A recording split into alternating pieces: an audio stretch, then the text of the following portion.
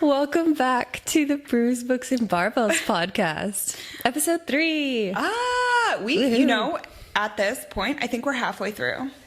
I think we are. Like, isn't that insane that it's taken us 3 chapters to get halfway? And the last time we did this, it took an entire season to get, anywhere. Yeah. Progress, baby. Growth, baby. Speaking of growth, we are growing today. Oh, you have no idea. Guys, we're just doing so much growth today. You know, we wanted to take this whole independent woman thing for a little spin. And it's kind of been kicking our ass the last year. However, we kind of have it by the throat now, hopefully. Yeah, so. Please, dear God. Yeah, we're happy to be back. We are. We're happy to discuss these next chapters. Unfortunately, I am sans caffeine today. And for the next week or so, I am cutting it out. Yeah. Yeah. We're going to see if anyone knows me, knows that I love my coffee. So we're going to see how this goes. You're alive. I am alive. I am alive. I am here. I have a killer headache. It's going well. I have a cup of hot water because apparently that's going to mimic my caffeine intake. Well, it's fine because I didn't get any coffee today either. We're brewless today. Brewless. However, we are still books and barbell full. Yeah. Oh my God. She did just say that. Yeah. So we've got hot water and we've got kombucha for today's pre-workout. It's just hydration. Yeah, we're just hydrating right today. Now. And you should too. We've already found some other coffee spots that once I'm able to start drinking caffeine again, we are going to start hitting up.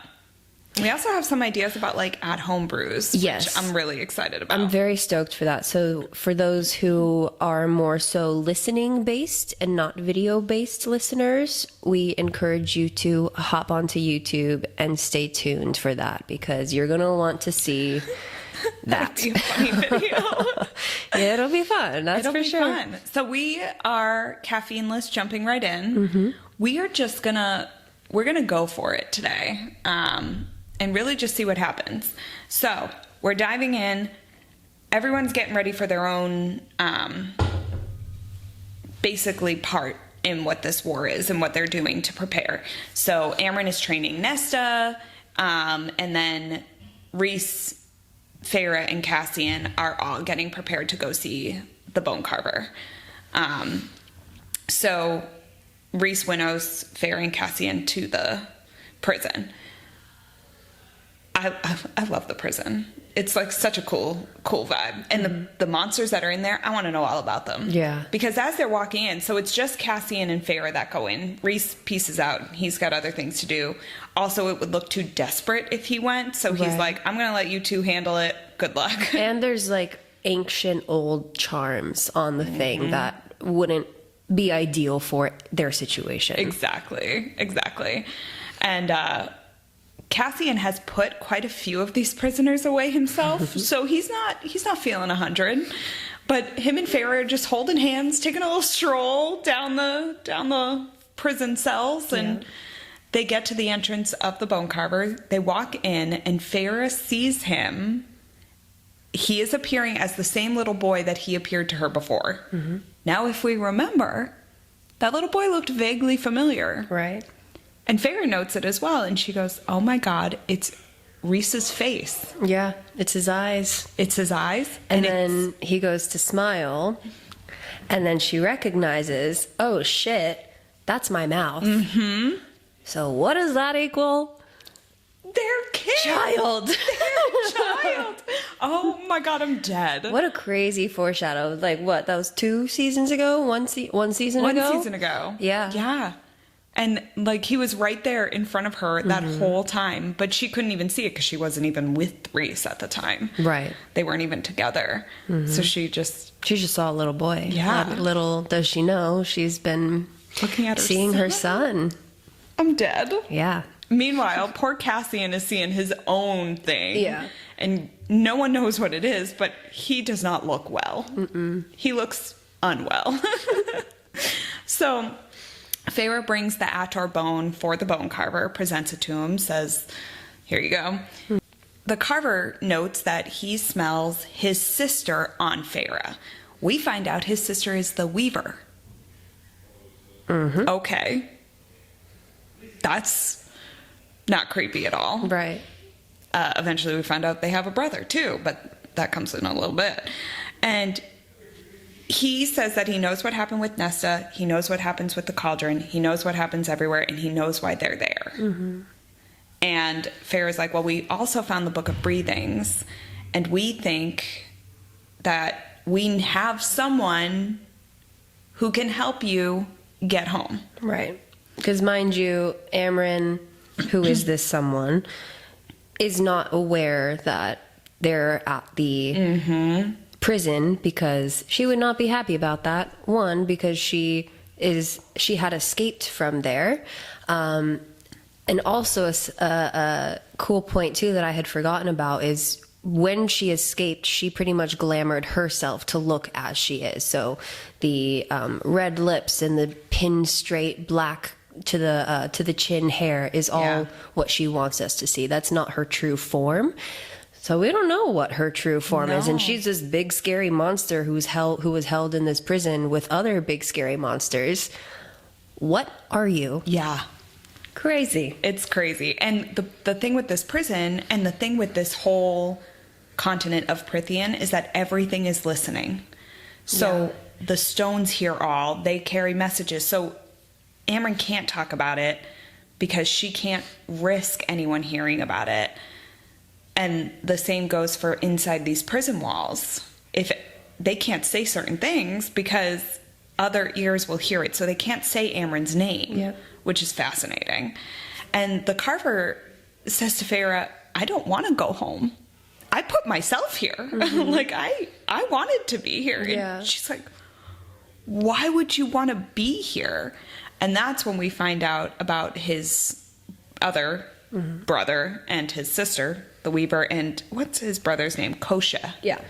And we find out that he escaped from them a very, very, very, very, very long time ago. And he doesn't ever want them to remember him and remember that he exists. Mm-hmm. And then you find out that they are death gods. Yeah. That shit's crazy. What? Death gods. Death gods. Gnarly. I was like, okay. Like, we've always heard of gods. Yeah. But specific death gods? Exactly. But, as we know already, again, foreshadowing, is a crazy foreshadow for the future, not only with who is the death god, or how also Feyre portrays or sees the carver as. Already one foreshadow within that, but then him bringing up the death and the death gods. Ooh. Yeah. Gnarly. Yeah. And then... Well, she even notes it, too. Yeah, and I love how also... If you listened to the audiobook, I love the actress who She's did that. Great. She was creepy. And there was the point where the carver was like singing Nesta's name, saying that like Nesta's name is within the wind. Yeah. And when the wind blows, the wind is singing her name. Yeah. So she's literally like, the actress did such a great job. And she was like, Nesta. So creepy. Nesta, and just like taunting. Yeah. Yeah. So good. But then going back to what they were saying about the cauldron, about something being taken, that whoever, meaning Nesta, when she was in the cauldron, stripped away. Like, she really took something, and then being like, oh, I'm a death god too at this point. It's kind of like, okay, point A, point B, point C. What's connecting right now? And it's super cool. It is so cool. Yeah. That foreshadows bonkers.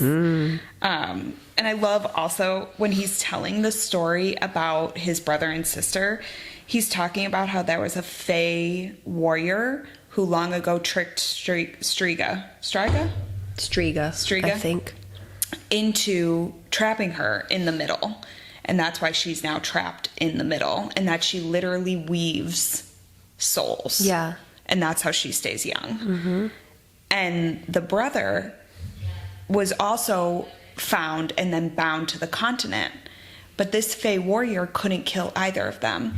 And he remembers her name. Now, this is crazy because this brings me into the whole SJM, like, Maas verse, where the carver says that this Fey, no one remembers who it was, but the bloodline still runs into, like, there's still people who carry this Fey's blood in the human lineage. And if you have read any of Sarah's other books, specifically Crescent City.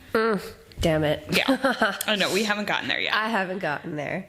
It makes me wonder so many things. And Well, I'm here thinking, like, even, like, just Aileen. I know. Aileen. There's so much that ties in. And, like, I love her little nuggets that she drops. Because even Amren's story, which we'll get into in a little bit, but where she says the rip in the sky. Yes.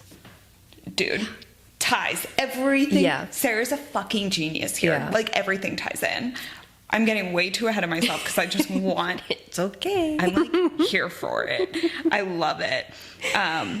But, yeah, so basically the bone cover is like, you're insane. I don't want to leave. But I know you're going to the Hewn City... And Kier has something of mine that I would like. And we find out that that is the Ouroboros, which is this mirror. This mirror. It's a... Mirror. I can't say it. Try. Mirror. There you Ew. go. It sounds so bad. You said mirror. It's a mirror. Mirror. God, fuck it. Whatever it is, you know it. You know it. He said there was one. This was the Ouroboros, and it was like a window to the world where all could be seen. And Striga, God, I'm gonna fuck that up, used to use it to find, like, beautiful women. Now, what fucking fairy tale does that remind you of? Snow White and the Evil fucking Queen. Yeah. I loved that. I totally forgot about that. And I was like, oh, so we got Beauty and the Beast, we got Snow White. What else we got going on? I think there's others. I mean, I can't remember right now. Well, you have but Tad of the Little Mermaid with the freaking fins and everything, but now they're like psychotic little mermen.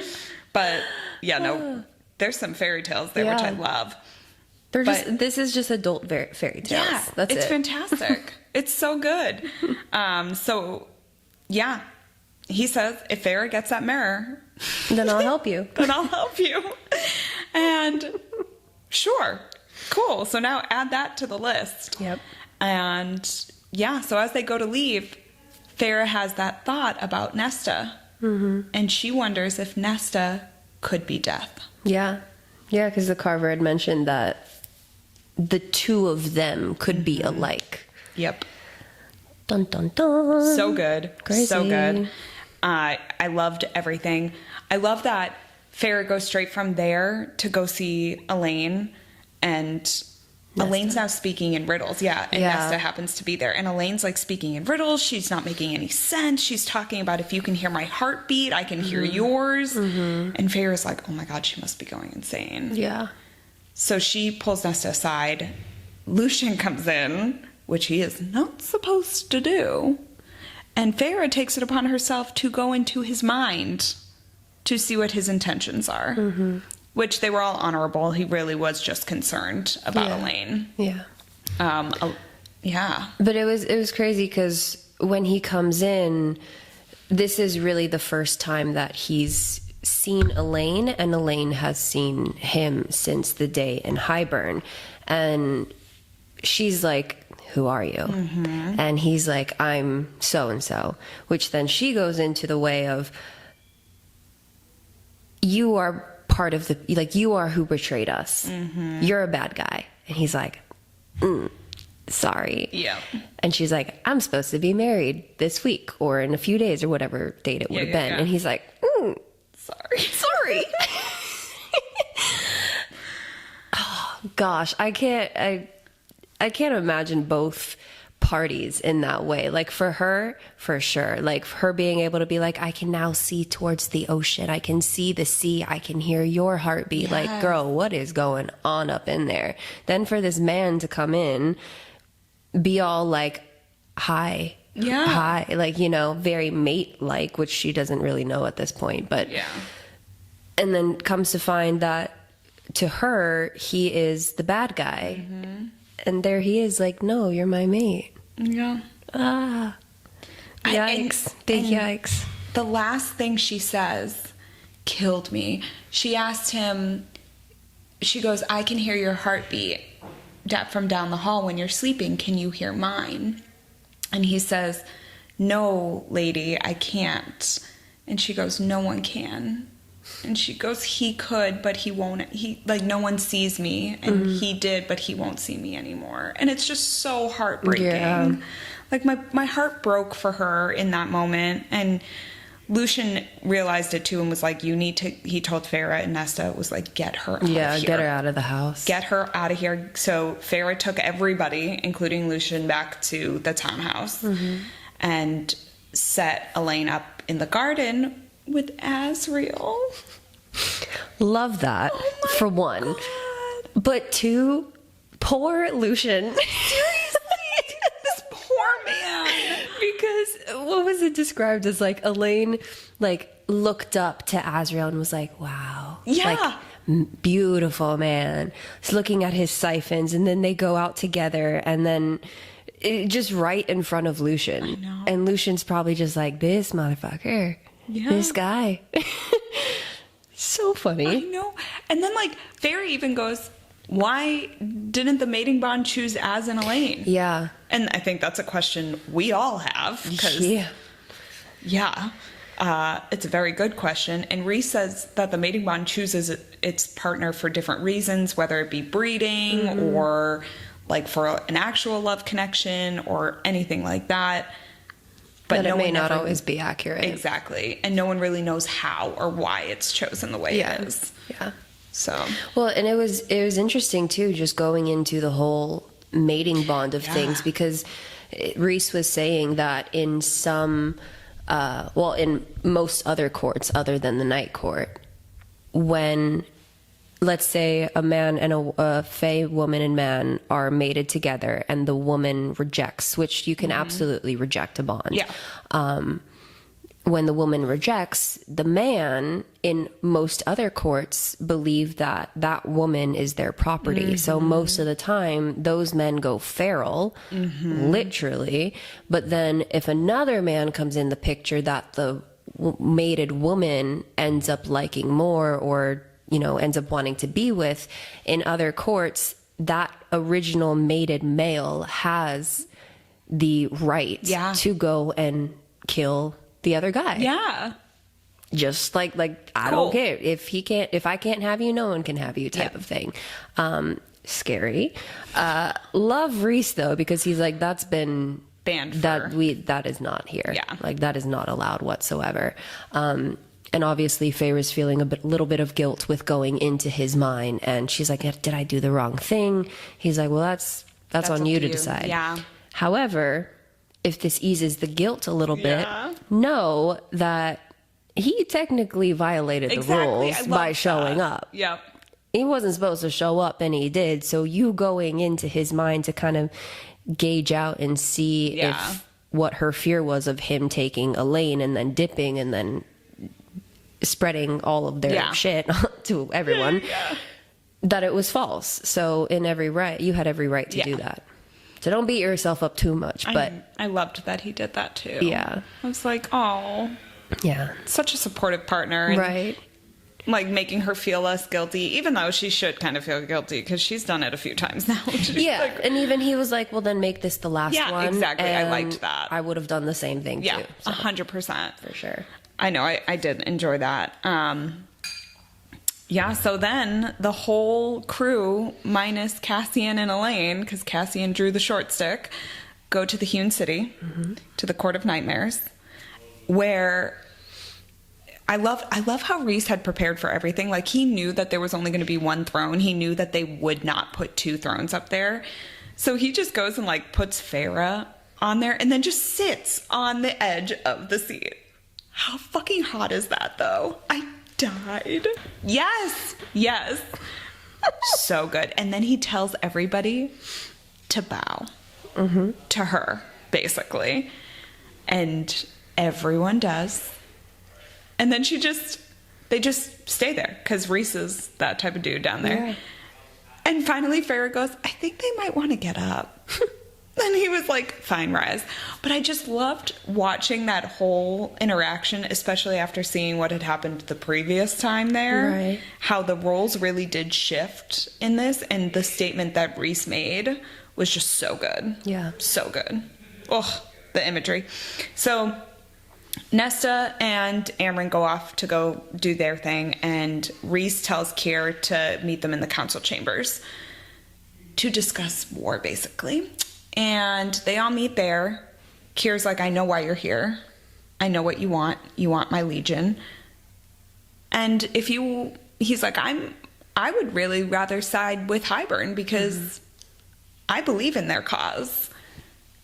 And Rhys was like, yeah. And I liked how he didn't show anything at first. Didn't like what he did in a minute. But Keir goes, well, what will you give me? And Rhys was like, well, what's your price? And he points to Feyre and says, her. And Rhys is like, fuck that, no. Anything but that? Anything but that. And so Rhys says, bring him in.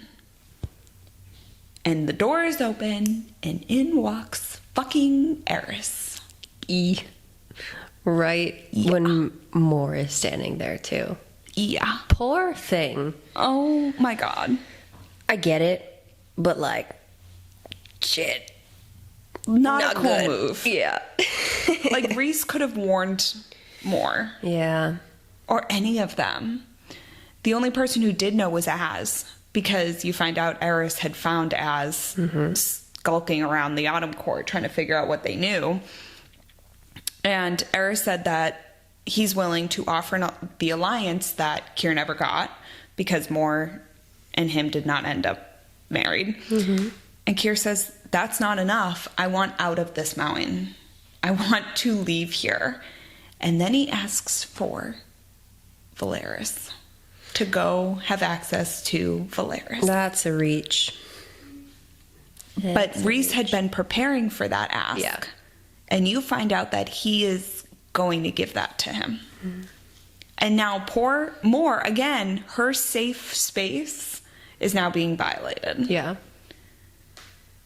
So you've got this whole, like, it's so awful. And her reaction is just so awful. And you can tell how hurt she is. But you can also tell how pleased her fucking father is about how hurt she is. Yeah. Ugh, which makes it so gross. Yeah. And then Feyre changes the subject after that's all figured out and says, I have need of the Ouroboros. And he goes, good luck. He's like, consider it my mating gift if you can face it. Anybody who has ever faced it has either gone mad or died or just not been able to talk about it after. She's like, cool. Great. Another thing for me to tackle on top of everything else. Fun. And Keir gets up and leaves. And now we're stuck with Eris and everybody else. Yeah. And Feyre's like, how did you end up being here? And Rhys said that Az was sent to figure out if anyone else knew about Feyre's powers.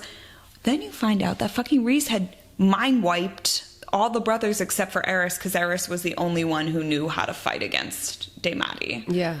And he never decided to teach his brothers, which I was like, Eris, is there something going on here that we don't know about?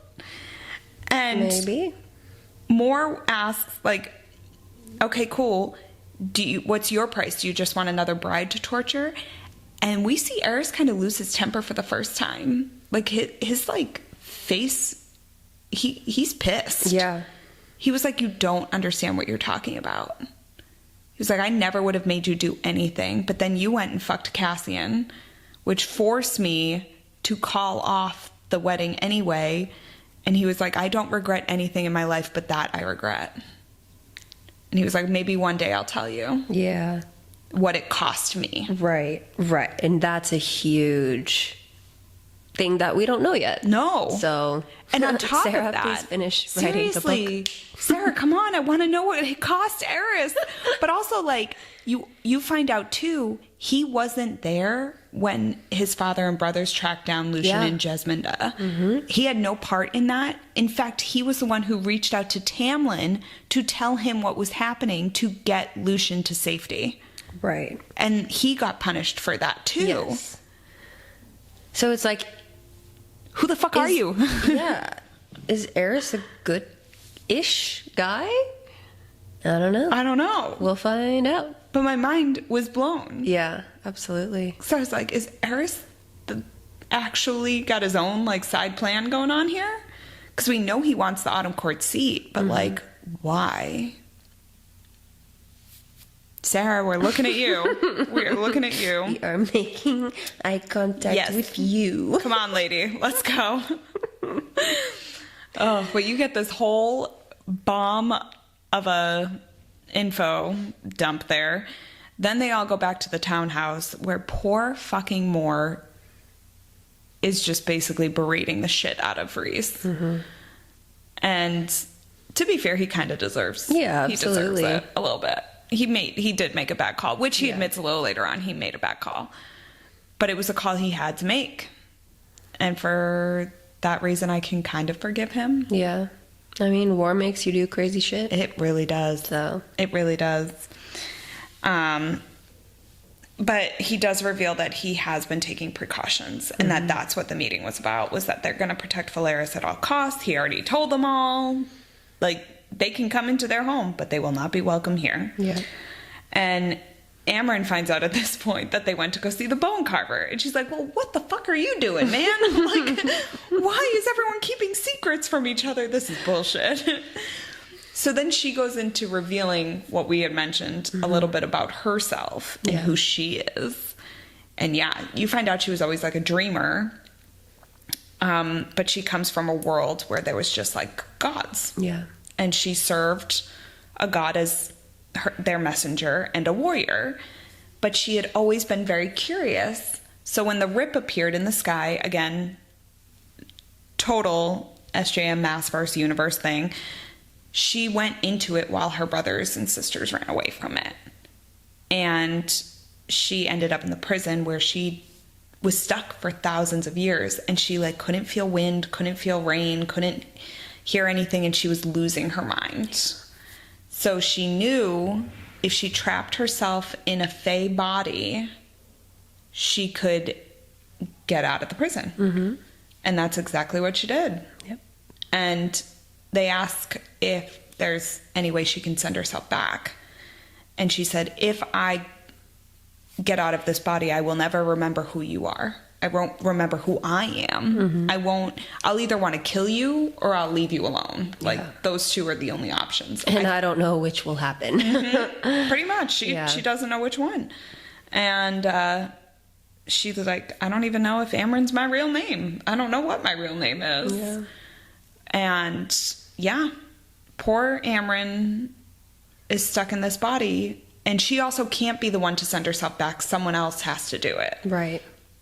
So, and at this moment, Elaine walks down and starts talking about how she can hear her crying. And we don't know who a her is. And she says she saw old hands withered with age and a box of black stone and a feather of fire falling on snow and then melting the snow. And she says it's angry that something was taken, so she took something from them as punishment. No one knows what any of this shit means. And they're just like, what? Poor Elaine. She's seeing things. I know, she's seeing all the things. Yeah. So Lucian actually approaches Feyre and says, get her a healer. Mm-hmm. Which I liked. I think he's taking all the right initiative without trying to like be overbearing here. And Feyre agrees to have a healer come see.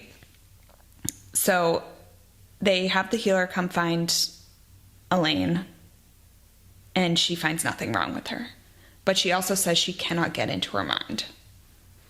says that something is cauldron made. She doesn't know what it is. But she says, have him do it, and points to Lucian. And they're like, why? And she goes, it's a mating bond thing. The mating bond is literally like a bridge between two souls. No matter if the person rejects it, accepts it, whatever, it's still there. And so Feyre's like, we're going to try it. Meanwhile, at this point, they're still getting letters from these high lords about these meetings that they're having. Oh my God. And only 3 have responded, and they can't agree on a place to meet. So that's like fun for everyone involved.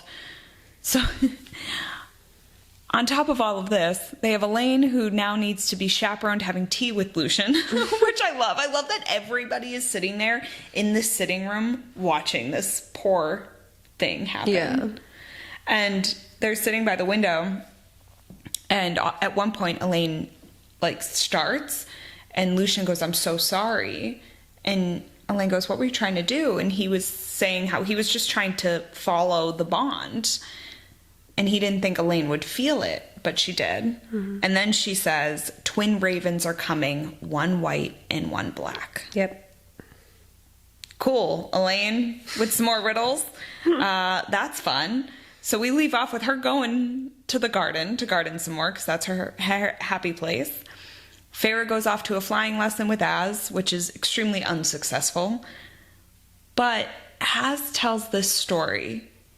Now, I love this story because one, it's a great story. Mm-hmm. And 2, it reminds me so much of Passover, and we're celebrating Passover right now, and it is literally a retelling in a different way of the story of Passover, mm-hmm. and I'm dying. Because I was like, Sarah, really pulling out the Jewish history here, guys.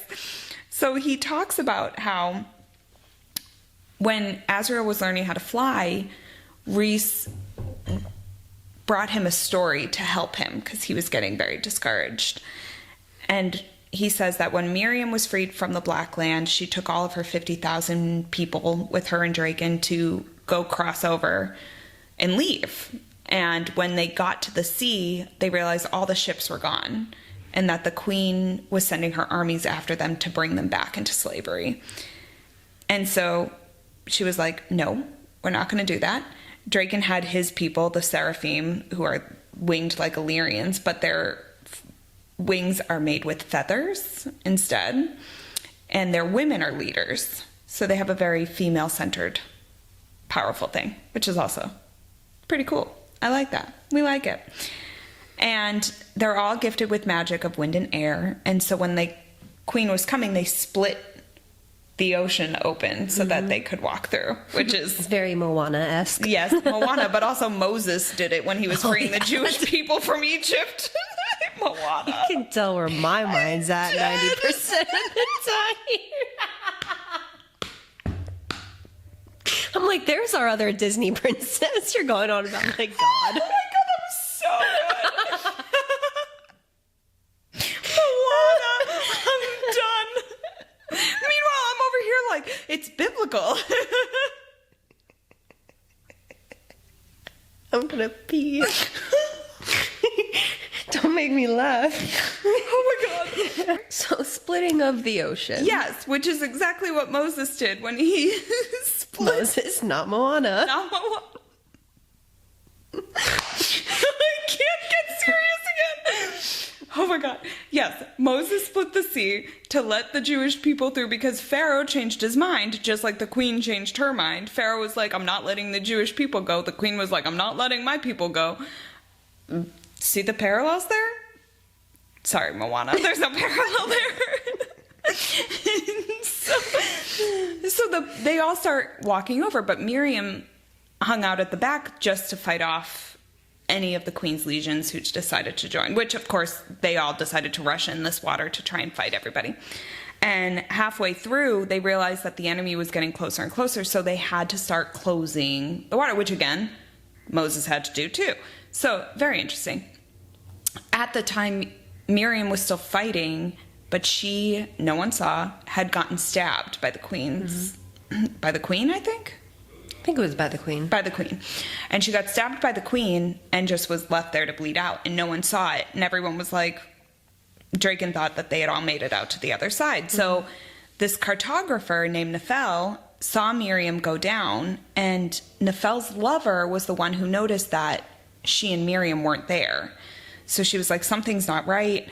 And we find out Nefel was a cartographer because she could not fly, because her wings were stunted and she didn't have the strength to fly. But she became a cartographer because she wanted to be a part of this legion.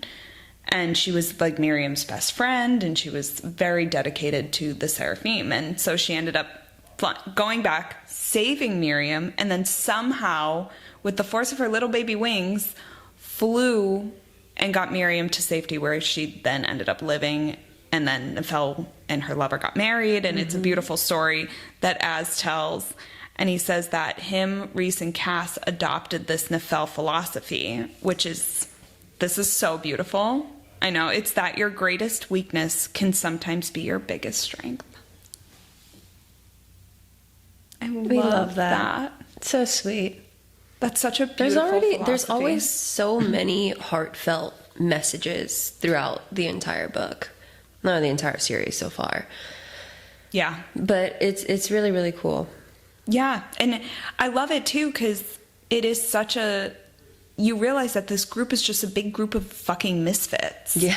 And that they're all struggling with something, and that no one is born perfect. No, not at all. And it's so comforting, because that's real life. Yeah. Like we all suffer from something. It's our resilience that makes it through. Absolutely. And I love that these 3 little bat boys just to develop this philosophy. How cute is that? Such nerds. And now they brought Feyre into their inner little circle to give her hope that she can fly one day. Yeah. And she still attempts with no success, but then she gets to go home and have someone take very good care of her. Girl, the scene. The scene. Yeah. With the wings. Yeah. Oh my God, I'm blushing. I listened to it twice. You want to recreate it right now? Come here, Shotty.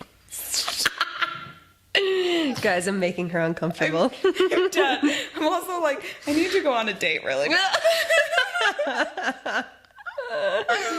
Oh my God. Funny. Oh, Daddy Rhys, though, he knew how to... Oh, God. Yeah. He knows how to walk the walk and talk the talk. And then he goes, well, that was an interesting experiment. What? God, if my man said that to me after something like that. Dude. Yeah. I'm done. Uh-huh. I'm done. Me too. Okay, cheeks are on fire. That was an experiment. Yeah. Show you another. Yeah. Can we go again? Round 2 or 3 or 4? I'm here for it. Oh my God, I loved it. Yeah. What a great smut scene. And then we go back into our drama after, where Feyre wants to not work out today. So Cass and Az come to the house and they're like, why aren't you working out? And then Cass goes over to Elaine, who says something crazy again. And she looks at him and goes, he snapped your wings and broke your bones. And Cassian says, it'll take more than that to kill me. And Elaine fucking goes, no, it won't. That's crazy. What? She just put Cassian's panties in a little twist. They put all of our panties in a little twist. If I hadn't read the series, I wouldn't know what's what. Yeah. But, oh my God, I hate this. So, cool, Elaine. But then we get Nesta, who decides to go with Feyre to a library. And Nesta goes, I didn't realize that you didn't know how to read. Feyre's like, no, I never knew how to read. And then Feyre asks Nesta why she pushes everyone away but Elaine. And Nesta actually goes to answer. And she's about to answer when they feel something in this damn fucking library. And Feyre tells Nesta to run. They bolt. And they get to a point where they're kind of stuck at this spot where it's not a dead end, but there's only 2 options here. And out of this like fog step 2 soldiers. You realize they're Hybern soldiers. One is dark and one is light. and they call themselves ravens. What? And they say that they want Nesta to come back with them because she took something from the cauldron and the king wants it back. And it's why he can't shatter the wall, because Nesta didn't just take something. She took quite a bit of something. I'm done. The twin ravens killed me. Crazy. The twin ravens got me. So obviously the themes of these chapters, which you mentioned earlier, which was resilience and then kind of expectation of what's happening in the chapters here. And we wanted to bring that kind of going into gym culture itself. And in the chapters we've covered, obviously there's a lot of political expectations that are put upon Feyre and Rhys. Maybe more so Feyre now because she is High Lady, and it's one of those where it's like, all right, so show us what you got type of thing. And we kind of wanted to compare the two of the political expectations that is had within the book versus gym expectations that we would have in the gym. So obviously Feyre and Rhys have to present themselves in a certain way, providing strength and control, especially in front of the people that they do not like, so their enemies and their allies as well. So similar to the gym environment in which we all experience, sometimes people can feel pressured to appear confident or strong, or if they're not already fit, that they feel like they have to be fit in order to go to the gym, even if they're still learning and struggling. Do you have any takeaways on some, like that sort of expectation that can be put upon people when it comes to the gym? Yeah, actually that's such a great topic, because especially in today's society, we've got social media, such a big thing, and all these fitness influencers who model different brands, and there's just overload of certain outfits to wear, certain things, how to look when you go. And I watch girls like do full face of makeup before they go to the gym, and it's very interesting because I know when I was first starting, I was very intimidated by some of the females at the gym because of the way that they looked and the workout clothes that they had and that whole thing. Because at the time I just, workout clothes weren't a priority in my life, so I just didn't spend a ton of money on them. So I just went in like whatever shorts I had, but I always felt self-conscious because I was like, I'm not in the next like stylish thing, and I'm not in like the butt scrunch shorts, and like I'm just wearing very stereotypical gym clothes. But it's what I liked and what felt good on me at the time because I just started. But I see that all the time where, especially for newcomers, I have a girl who just started training, and she's like, I can't afford like all those workout clothes. Like, oh, you don't need them. I was like, wear whatever you feel comfortable in. That's the most important part, is you don't need to present this look. I think social media makes it look a certain way.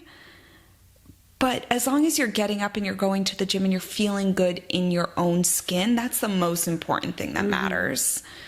And I think that's something that we need to preach more, especially with the just onslaught of information and just options.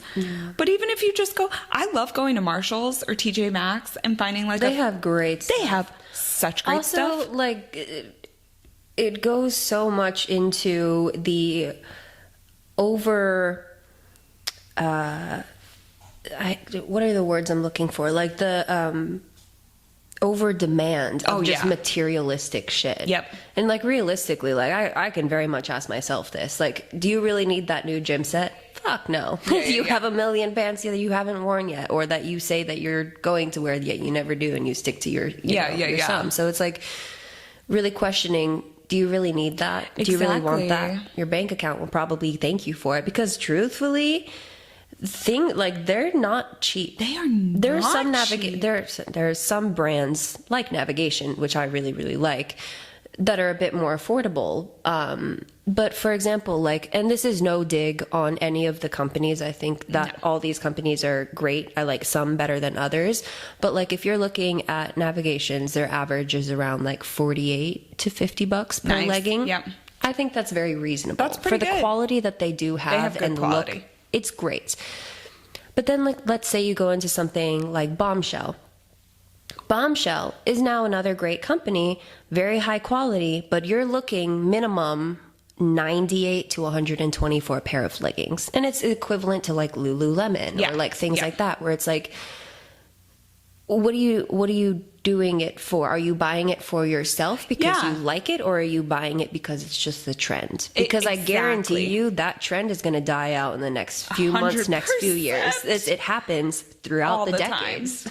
Yeah. Like, we see it all the time. Those flare yoga pants are probably not going to be in a Probably few, not. like, but look year or two. look the shoe style that's my God, I common now. know. Like the fucking dad shoes, shoe? New Balances. Shut that shit up. was up in like the 90s and 2000s, and then Yeah. it was out for like 10, 15 years. Now it's back, and now it's like every gym influencer is wearing them. Yep. And like even like the advertising. socks. Like exactly. the socks over the thing with the. I would never have done that. I wore ankle socks all my life. Yeah. So what we're preaching here is like, wear what you want to wear. Yes. But don't get sucked into feeling pressured that you need to buy certain things or wear certain things to lift at the gym. Because let's be honest, you're there to lift. You're there to work out. 100%. It is, and it's not a fashion show. It is, but it isn't. Yeah. Like, wear what you want. If you want to wear all the fancy, trendy stuff, like I sometimes do, it's fun and it's great. And you're doing it for yourself. That's awesome. But for the people who, you know, maybe don't have the needs for all of that stuff, know that you don't need it. They're not necessities. You just need a t-shirt and shorts. Yep. Truthfully. That's it. And like, if you're a female, a nice bra that makes you feel contained. Yeah. Like, great word. Yeah. Great word. I just loved it. Yeah. Because I used to have really big boobs, so I needed one to contain me. Mm-hmm. But yeah, absolutely. Yeah, I mean, and it goes into the image and reality of things as well. Mm-hmm. And you know, we've touched on that quite a bit. But it seems that sometimes in the gym setting, people perform a certain level of confidence and or strength to fit in so they don't appear weak in whatever way. And with that, like, I'm definitely a believer of like a fake it till you make it, you know, type of thing, where it's like, if you are someone who maybe isn't as confident and you're looking to be more confident, act confident. Yeah. Like, play it, like, fake it till you make 100%. It. Absolutely. That's correct. However, in the gym setting, it is not necessarily needed.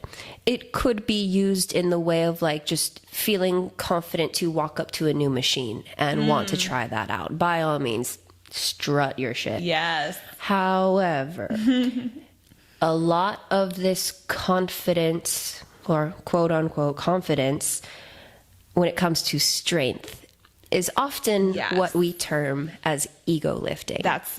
Exactly. And that's what we don't want to do. No, thank you. For a few different reasons. One, higher risk of injury. Mm-hmm. No one wants that. Gyms don't want that for their liability, but you signed that waiver to begin with anyway. So that's true. Disregard that. But you don't want to get yourself hurt. No one wants to do that. Mm-mm. Secondly, if you are ego lifting in the way to look cooler to some group of people or to impress someone, don't do what you do what you want to do. But it's again the gentle reminder of, you are there for yourself. Yeah. Don't worry about trying to perform or lift a certain amount of weight to look a certain amount or get approval from other people. Because as we know, ego lifting most of the time is shit form. Mm-hmm. And what are you getting out of the movement if you're not getting the right stimulus that you are looking for. Like if you're not doing the movement properly, what are you doing it for? Exactly. It's fine, but you know, what are you really here for? Are you here for clout and attention, or are you here to better yourself? And I think that's where things kind of differentiate, and this is where the gym culture kind of gets a bad rep sometimes, because it seems, again with the social media, goes into whole everyone is just filming themselves and looking at themselves and flexing in the mirror and yada yada and all this kind of stuff, which it is what it is, but it is a reality that we do have to take into account, and we should talk about it. And I think also, to go along, that's not ego lifting, but the opposite is when you don't feel good and you're trying to go to the gym to push because you think you need to show up in some way, you can get injured just as much if you were going to the gym and ego lifting. Right. So I know that there's that image, the whole idea of no days off. We've talked about that before.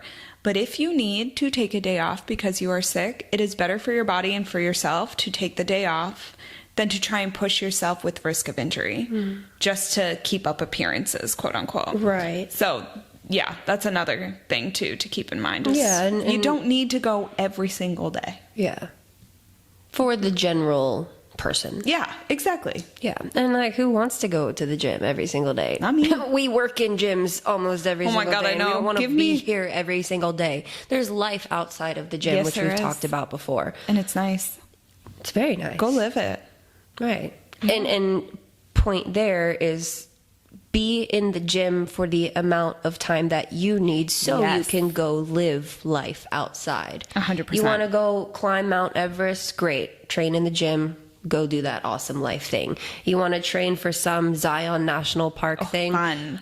I will hopefully be joining you on that. Count me in. Do that. You know, so it's like you can look at the gym as ways to train you for outside of life, not 100%. Just aesthetic purposes. Yeah. As we know.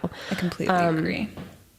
But yeah, so then, you know, Feyre as High Lady and Rhys as High Lord, they're expected to kind of lead and perform and never show any cracks. They're not allowed to have their off days or their bad days.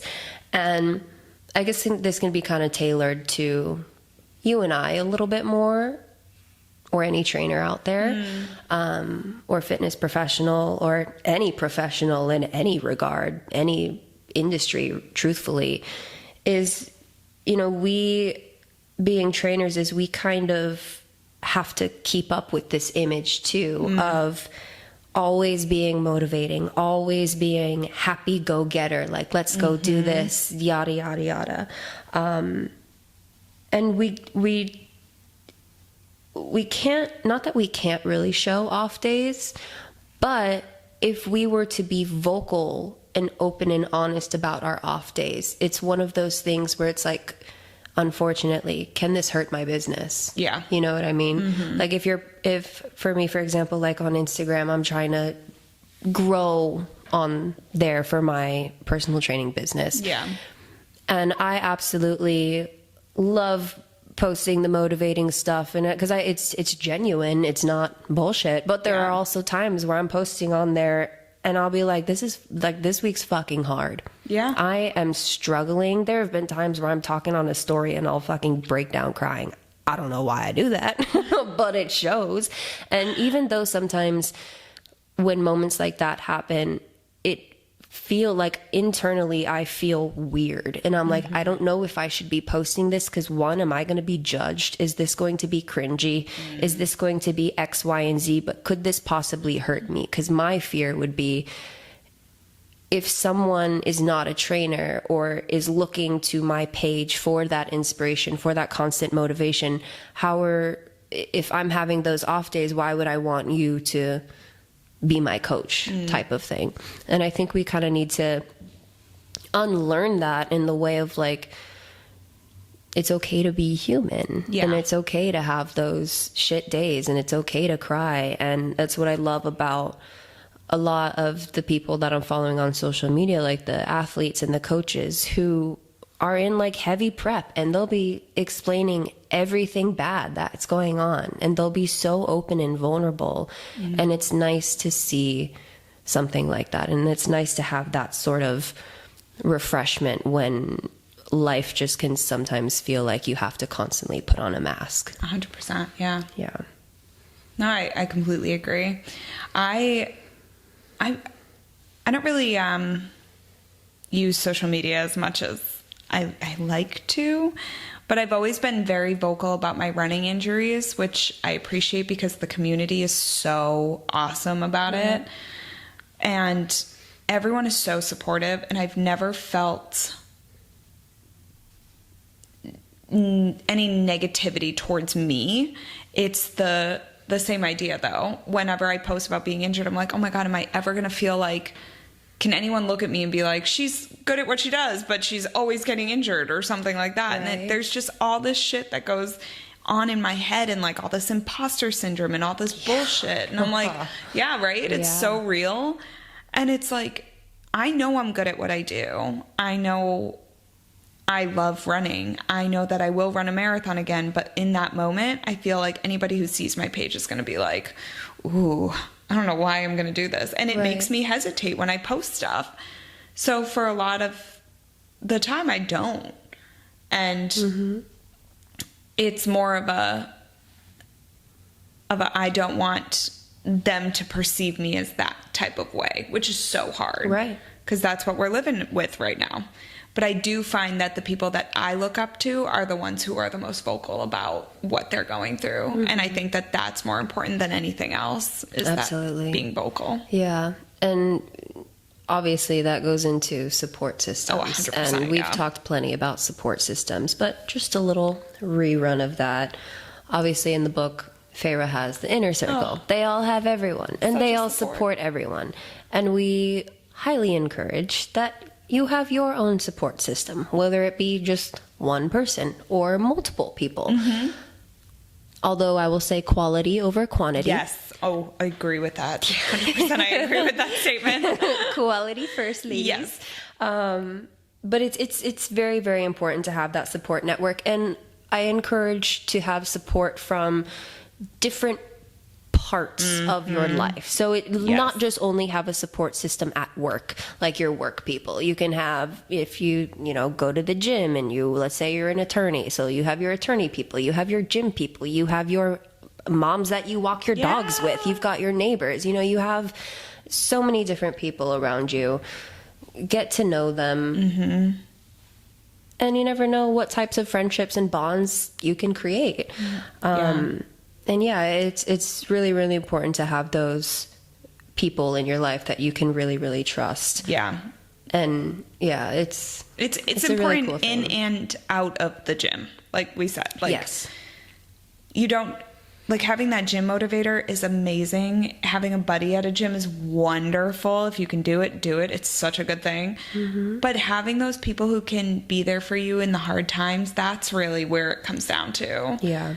And as I've gotten older, personally, my circle has gotten so much smaller, but in such a nice way. Yeah. I am so at peace with where my support is now, where before I was always constantly worried about what others were thinking of me, or if they even actually supported me. Like, I didn't know if that was the type of relationship. A lot of it was fake, but now it's so nice. Yeah. Like, I'm like, it might be small, but it's a mighty little support. Yeah. I love it. It's great. It is. Yeah. And the last point that we wanted to bring up was progress over perfection. Ooh, that's a good one. Practice makes perfect. Practice makes more practice. But you don't have to fixate always on the perfection of things. Obviously, when you're starting something new, you're not going to be perfect right off the bat. And that's fine. That's great. And so, similarly to the book, Feyre grows into her role over time. 2 books ago, she was a meek little thing who couldn't fucking read. Seriously. Look at her growth. Look at what she's doing now. She adapted in those environments. Similar in the fitness journey, you don't have to be the strongest or the fittest person in the room to belong there. No. You belong there regardless. Yes. do your own thing, focus on yourself, and let's see how far you can grow. See how much you can grow in 2 books. In 2 books. in two your months. season, whatever In your season of you're life. in. And I think it's so fun. I'm a recovering perfectionist. I like to say that. I love that. It's something I grew up with. I've always been, if it's not this way, it's wrong. If it's not perfect, it's an F. Like I was a 0 to 100 girl. And I am working on it. I am working on it. But it has helped me so much to let go of this need to be perfect at everything. Because to be honest, perfect doesn't exist. Yeah, you will never be perfect. None of us are perfect. And what is the, like, if perfection is a thing, what does it look like? Exactly. We don't know because it doesn't exist. Right. So where you are right now, the season you're in right now, that's exactly where you're meant to be. Absolutely. Yeah. And we actually have a few questions for you. Ooh. If you would like to write down your answers and email us. Question number 1, because I really like these questions. I do too. Is, have you ever felt like you have had to put on a role in the gym like Feyre does in the spring court? That's a good one. If so, tell us about it. And you're safe with us. Yeah, I like that question. Yeah, right? It's a good one. 2, how do you think that we can build a gym culture that encourages vulnerability, authenticity in the way that Feyre is supported by her inner circle? And do you have an inner circle at your gym? Because I do. I know you do. I do. We're both part of each other's. It's such a cute inner circle. And last question for you guys is, in what ways does mental strength show up in both Feyre's world and your world? Maybe more so focus on your world. Yeah, we don't need Feyre's world. We already know. So do. tell us a little bit about you. Yeah. We want to know more. We want to learn more. Oh, we'd love that. It would that's be really, such really a great fun. idea. Yeah. Oh my gosh, this was a great episode. Yes. This was a lot of fun. Yep. Okay, so tell me what your thorn and rose was. Okay. Smut. Oh. Roses, like a petal, open. All the roses. There. Round of applause. Thorn will have to be Moore's situation with Eris, although it is very intriguing to know what that is more about, and more so Eris's story and why he got so mad and why he's saying that she's been lied to. He's not the bad guy that he's being portrayed to be. What is that? We want to know. We want to know. You.